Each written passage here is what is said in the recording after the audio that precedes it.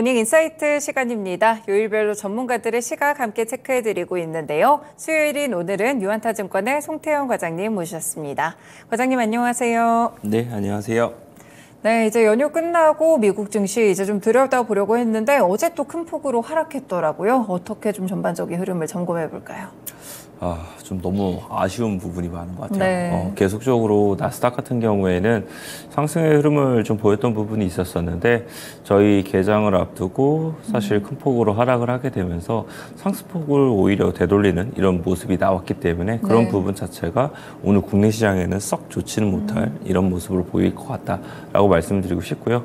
가장 그 근원에 있는 거는 결국은 금리에 관련돼서 그렇죠. 네. 계속적으로 고금리 상황이 이루어지고 있기 때문에 그런 부분에서 위험 자산에 대한 투자 매력도가 떨어지게 되고 그리고 이런 포지션 관련돼서도 계속적으로 줄여나갈 수밖에 없게 되는 이런 부분을 계속 이어질 수밖에 없는 이런 환경이 되고 있다라고 보시면 될 것 같습니다. 그래서 이러한 흐름 자체가 좀 변하기 전까지는 사실상 중간중간 반등이 나오게 된다 하더라도 언제든지 오늘과 같은 이런 흐름이 나올 수 있다는 점, 이런 점 염두에 두시면서 좀 접근하시는 것이 보다 더 합리적이지 않나라고 생각을 해볼 수 있는 것 같습니다. 네, 아무래도 이제 시장에서도 금리가 좀 고금리가 오래 갈 것이다 이런 점에 포인트를 두고 있는 것 같은데 지금 국채 금리가 엄청 오르더라고요. 네, 사실 2년 국채 금리는 이제 오름폭 자체가 그렇게 빨라지지는 않아요. 네. 그런데 이제 10년 국채 금리가 빠른 속도로 상승이 나오게 되면서 어제도 보게 되면 한 13bp 정도가 이제 올라가게 되고요.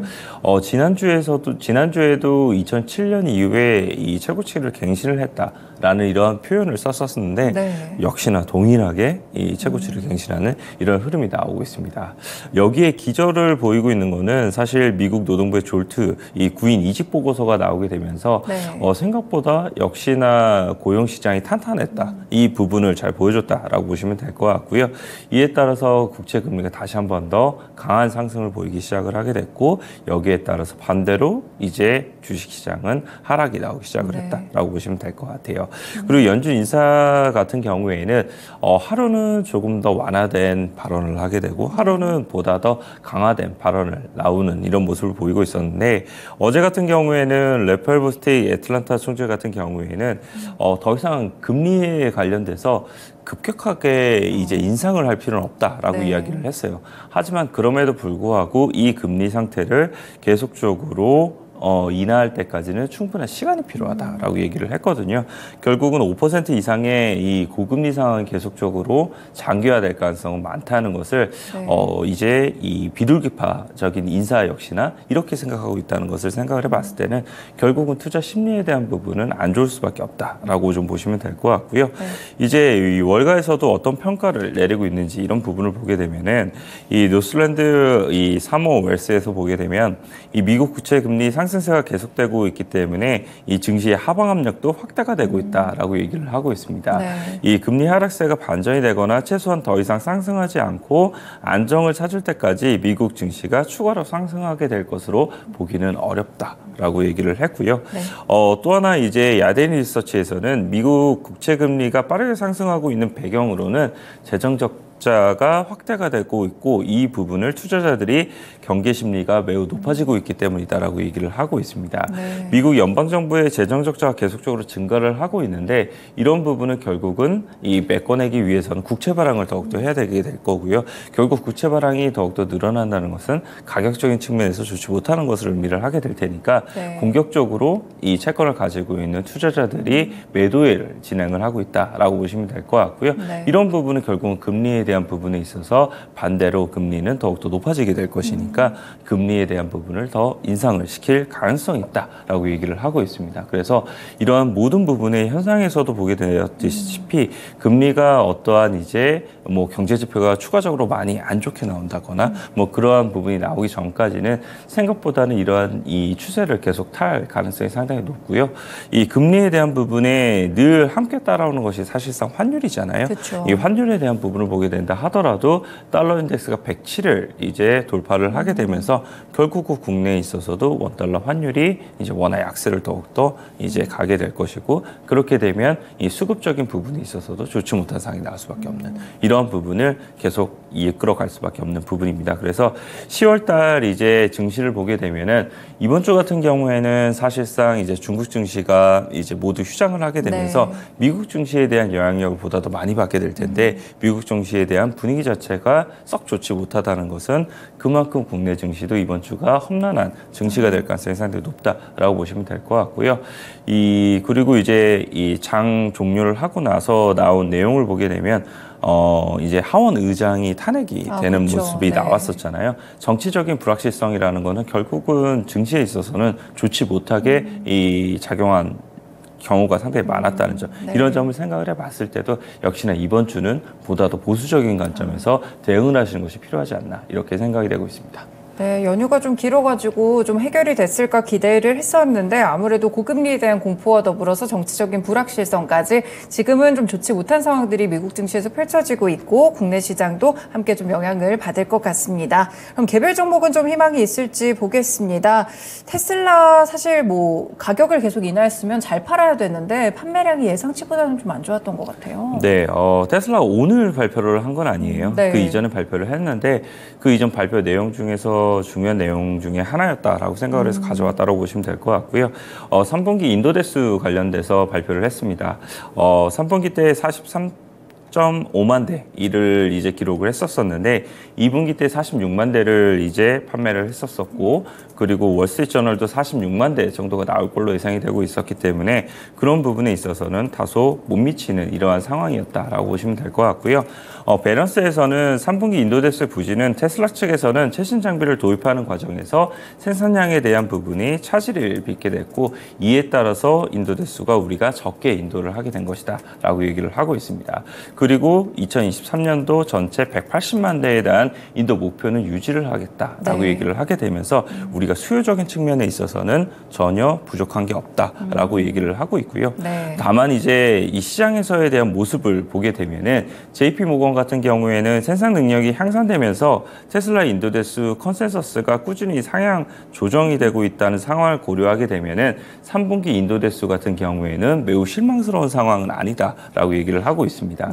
하지만 이제 아까 말씀을 하신 것처럼 가격 인하 정책을 계속적으로 단행을 하고 있는데, 이 부분은 결국은 이제 판매 단가에 대한 하락으로 진행이 되게 될 거고, 그런 부분은 결국 매출 전망에 있어서 긍정적으로 보기 어려운 부분이 상당히 많기 때문에 향후 이제 테슬라에 대한 실적이라든지 이런 부분이 판매 대수가 더욱더 떨어지게 됐을 때는 더 많이 안 좋아질 수 있다라는 이런 평가가 나오고 있고요. 그런 부분에 있어서 테슬라에 대한 주가 역시나 계속적으로 지지부진한 이런 모습을 좀 보이고 있다라고 보시면 될 것 같습니다. 또 하나 이제 인도대수를 발표한 기업을 보게 되면은 리비안이 인도대수를 발표를 하게 됐습니다. 물론 전일 시장에서는 8% 하락을 하게 되면서 많은 하락이 나오기는 했지만, 그럼에도 불구하고 인도대수만 놓고 보게 되면 전분기 대비 23% 증가를 했던 모습을 보였었고요. 월스트리트저널에서는 1만 4천 대를 예상을 하고 있었었는데 실질적으로는 1만 5천 대를 이제 인도를 하게 되면서 그보다도 훨씬 더 잘 나온 이런 부분이 나왔다라고 보시면 될 것 같습니다. 이 에버코어에서는 이제 차기 테슬라가 될 조건을 가지고 있는 기업은 리비안밖에 없다라는 이런 평가를 나왔었는데, 리비안이 이 R1S하고 R2를 통해서 구매의 경제를 달성을 하게 되었고, 이제 매출 총이익률이 15에서 한 20% 정도 달성 가능하게 될 것이다라고 얘기를 하고 있습니다. 하지만 뭐 그럼에도 불구하고 제가 생각을 했을 땐 결국은 리비안 같은 경우에도 앞으로도 갈 길은 상당히 멀을 수밖에 없다라고 보시면 될 것 같고요. 사실상 테슬라가 43만 대를 기록을 하고 리비안 같은 경우에 15,000대를 기록을 한 거잖아요. 아직 그런 부분에 대한 이런 갭이 많은 부분 남아있다라고 보시면 될 것 같고요. 그 외에도 이제 레거시한 업체들을 보게 되면은, 레거시한 업체들 같은 경우에 이제부터 전기차 사업에 있어서 본격적으로 뛰어들기 시작을 하게 될 거잖아요. 그런 부분에서 봤을 때도 판도는 상당히 또 달라질 수 있는 부분이 있기 때문에 리비안이 에버코어에서 이런 주장이 나왔다고 해서 반드시 될 것이다 라고 보시기보다는 가능성이 하나 정도 있고, 실적에 대한 부분, 수익률에 대한 부분이 상당히 좋아지고 있겠구나, 이 정도로서만 보시는 것이 보다 더 맞지 않나라고 생각을 해볼 수 있는 것 같습니다. 네, 그렇군요. 이렇게 전기차와 관련된 소식들 또 주가가 하락해서 궁금하셨을 것 같은데 판매량과 인도적인 측면에서도 함께 살펴드렸습니다. 네, 그러면 다음으로는 반도체 섹터도 볼까요? 필라델피아 반도체 지수가 2% 하락이 나왔고요. 네. 사실 마이크론 테크놀로지가 우리가 이제 연휴에 들어가기 전에 이제 실적 발표에 대한 이제 기대감이라든지 이 실적에 대해서는 어떻게 나오는지를 꼭 봐야 된다라고 네. 많은 분들께서 말씀을 하셨을 텐데 그 실적만 놓고 보게 됐을 때는 나쁘지는 않았어요. 그런데 그 다음 가이던스 관련돼서 시장에 이제 눈높이 대비 보다 더 낮은 가이던스를 발표를 했었기 때문에 네. 장 마감한 이후에 솔직히 하락폭이 좀 컸었고 그 다음날 하락폭이 좀 컸었거든요. 네. 그런데 이제 여러 가지의 부분을 좀 우리가 보다 더 면밀하게 봐야 되는 부분이 있는 것 같습니다. 먼저 이제 이 마이크론 테크놀로지의 이 경영진에 대한 언급을 보게 되면은 네. 2023년도 디램의 수요 증가율은 한 자릿수 중반을 나타내고 있는데 낸드의 수요 증가율은 10% 후반을 기록을 하고 있다라고 네. 이야기를 하고 있습니다. 그 전에 낸드에 대한 수요 증가를 보게 되면 역시나 디램과 동일하게 한 자릿수 중반 정도였었거든요. 그런 부분에서 보다 더 늘어났다는 것은 메모리 업황 자체가 어느 정도 저점을 지나가고 있는 변곡점을 이제 도달을 하고 있다라고 평가를 내릴 수 있는 부분이 있을 것 같고요. 그 이후에도 이제 보게 되면 2024년도에 뚜렷한 모멘텀으로서 이런 부분이 작용하게 될 것이다라고 이런 언급을 CEO가 언급을 했던 부분이 있었습니다. 네. 그래서 이런 부분이 계속적으로 메모리 업황에 대한 이러한 턴어라운드 이 부분에 대해서 시결은 계속적으로 다가오고 있다는 점을 우리가 힌트로서 얻어볼 수 있는 것 같고요. UBS 같은 경우에는 마이크론 경영진이 이 긍정적인 메모리 사이클 전망에도 불구하고 경영진 가이던스가 시장의 기대를 다소 밑돌고 있다는 부분은 다소 아쉬운 부분이기는 하지만 네. 이 메모리 사이클 반등이 이루어지고 있다는 것에 대해서는 변함이 없고 2025년도에는 매우 강력한 실적 성장세를 누리게 될 것이다 라고 언급을 했습니다. 그래서 역시나 아까 제가 말씀을 드린 것처럼 메모리 업황 관련돼서 시간에 대한 부분은 계속적으로 이제 다가오고 있다라고 보시면 될 것 같고요. 그런 부분에 하나에 대한 이런 이 키포인트가 될 수 있는 이 트래커가 될 수 있는 이런 부분이 필요하게 될 텐데 아직까지는 그런 부분이 좀 보이고 있지 못하고 있기 때문에 주가가 다소 좀 밋밋한 부분이 있다라고 보시면 네. 될 것 같습니다. 그래서 계속적으로 삼성전자라든지 SK 하이닉스도 이제 실적을 발표를 하게 될 텐데 그런 부분에서 어떤 언급을 하게 될지 전망은 어떻게 될지 이 부분에 대해서 우리가 주도 면밀하게 봐야만 한다라고 말씀을 드리고 싶고요. 다만 이제 마이크론 테크놀로지의 실적은 아까 말씀을 드린 것처럼 실적 발표한 이후에 좋지 못했던 흐름을 보이기는 했습니다만 그러한 하락 부분을 다 되돌림이 나왔던 부분이 있었었고요. 네. 전일 같은 경우에는 이제 교토통신에서 마이크론 테크놀로지의 이 히로시마 공장에 최대 1.7조 원 규모의 보조금을 지급을 한다라는 이러한 뉴스 보도도 나왔습니다. 그래서 네. 장 초반 같은 경우에는 한 2% 넘게 상승이 나오게 되면서 움직임이 좋았던 모습을 보였었는데 이제 이 장 후반으로 가게 될수록 시장에 영향을 받게 되면서 보합권에서 마무리가 됐거든요. 네. 그래서 마이크론 테크놀로지에 관련돼서 이러한 메모리 업황에 대한 턴어라운드도 일부 기대를 해볼 수 있는 부분이 있게 될 거고 그리고 이 주가 역시도 어느 정도 바닥에서부터 다시 돌아 나오는 이런 그림이 나오고 있기 때문에 오늘 물론 반도체 국내에 있어서는 좋지 못할 뉴스라든지 이런 부분이 훨씬 많기는 하지만 네. 너무나 나쁘게 생각할 필요는 없다. 그래서 느린 속도로 계속적으로 분할 매수로서는 접근해봐도 되지 않나 이렇게 생각을 해보고 있습니다. 네, 반도체는 조금 큰 틀에서 좀 장기적인 흐름을 체크해 보시는 게 중요할 것 같습니다. 네, 마지막 개별 종목으로는 나이키 주셨네요. 네, 나이키도 실적 발표를 중간에 했어요. 네. 3분기 실적 관련돼서는 매출액 같은 경우에 컨센서스를 하회하는 이런 흐름을 보이기는 했습니다만 역시나 EPS에서 컨센서스 상을 하게 되면서 네. 실적 발표하고 상당히 큰 폭으로 상승이 나왔다라고 보시면 될 것 같습니다. 채널별로 보게 되면은 나이키 다이렉트가 한 6% 정도 증가를 했던 모습 보였었고요. 지역별로 보게 되면 북미에서는 한 2% 정도 하락을 했었는데 네. 중국에서 5% 정도 증가가 되게 되면서 중국에 대한 판매량이 여전히 견조하다라고 좀 보시면 될 것 같고요. 저는 이 부분에 보다 더 초점을 좀 맞추고 싶었던 부분이었었는데 이 재고가 87억 달러를 기록을 하게 되면서 10% 정도 줄어드는 모습을 보이고 있어요.